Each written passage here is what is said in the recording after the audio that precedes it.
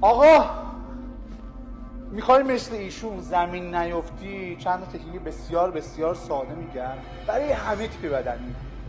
قوی جسته، قد بلند، قد کوتاه، چاق. این تکنیک ها رو تا آخر ببین، هیچ وقت اینجور به زور نگن. وقتی حریف قد بلندتر از شما هستش، خب به راحتی میتونید از فن مثل کورانداز استفاده کنید. فقط کافیه دستشو بندازی کجا؟ رو لباس شما. دست بلند میکنید، دست میره زیر بغل، یکی دست زیر بغل. ببین کافیه بندازی زمین، یه ضربه بهش بزنی. اگه قدش کوتاه‌تر باشه، حالا چیکار میکنی؟ همونو میچرخی. این بار دست میاد بغلش میکنی، میزنی زمین.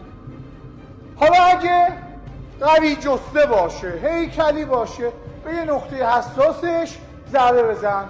ببین دست گرفت، هم